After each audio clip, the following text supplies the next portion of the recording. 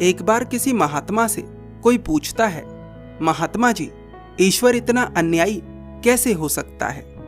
वे महात्मा मुस्कुराकर उस व्यक्ति से पूछते हैं, क्या हुआ, ईश्वर से इतनी नाराजगी किस बात की है?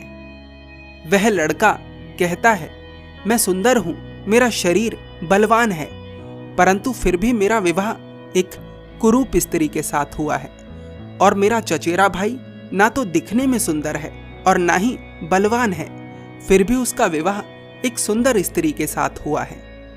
पहले मेरी ईश्वर में बहुत आस्था थी, परंतु अब मैं ईश्वर को तनिक नहीं मानता। आखिर अन्याय करने की भी हद होती है।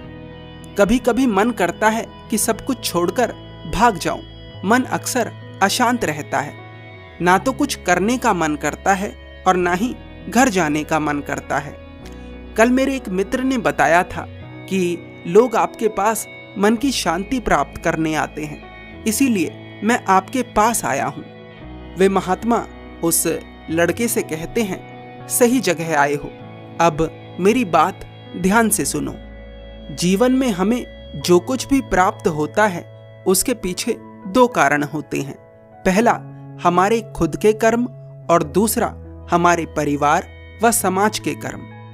परिवार व समाज के कर्मों को ही भाग्य कहा जाता है। वह लड़का कहता है, परंतु महात्मा जी, भाग्य तो ईश्वर लिखता है, फिर परिवार व समाज के कर्म भाग्य कैसे हो सकते हैं? वे महात्मा कहते हैं, ईश्वर या प्रकृति भाग्य में केवल दो चीजें लिखती है, पहली जन्म और दूसरी मृत्यु। इनके बीच में जो कुछ भी होता है वो कर्मों के द्वारा ही प्रभावित होता है।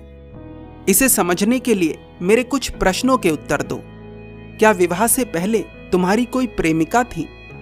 वह लड़का कहता है, जी महात्मा जी, वह बहुत सुंदर थी, मैं उसके साथ विवाह करना चाहता था। वे महात्मा पूछते हैं, फिर तुमने उससे विवाह क्यों नहीं किया? वह लड़का कहता है, क्योंकि मैं सक्षम नहीं था, मैं सफल नहीं था। उसके परिवार वालों ने उसका विवाह कहीं और करा दिया।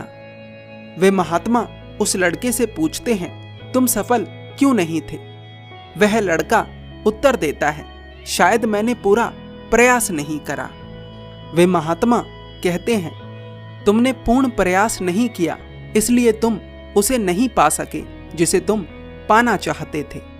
लेकिन समाज व परिवार ने अपने कर्म में कोई कमी नहीं छोड़ी, इसलिए उन्होंने तुम्हें वो दिला दिया जो वे तुम्हें दिलाना चाहते थे।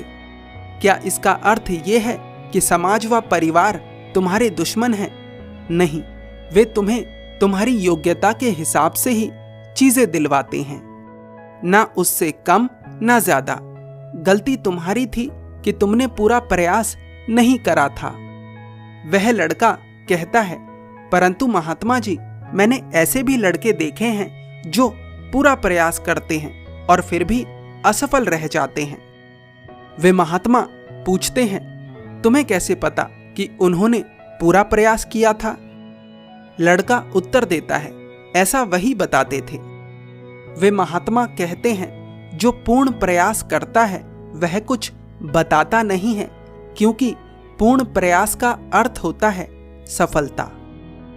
इसे ऐसे समझो कि यदि कोई व्यक्ति पानी में गिर जाए और उसे ज्यादा तैरना नहीं आता और वह पूर्ण प्रयास करता है बाहर निकलने का, तो वह बाहर निकल जाएगा या फिर मर जाएगा।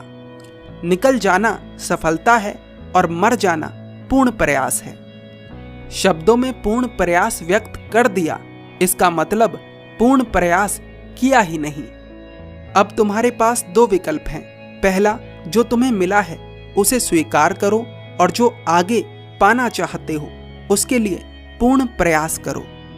दूसरा, एक दूसरे को दोष देते रहो, परेशान रहो और फिर से अवसर दो परिवार व समाज को कि वे दोबारा से तुम्हारा भाग्य लिखें। जो अब तक मिला है सिर्फ वही जीवन का सार नहीं, और जो पूर्ण प्रयास के द्वारा मिल सकता है वह बेकार नहीं।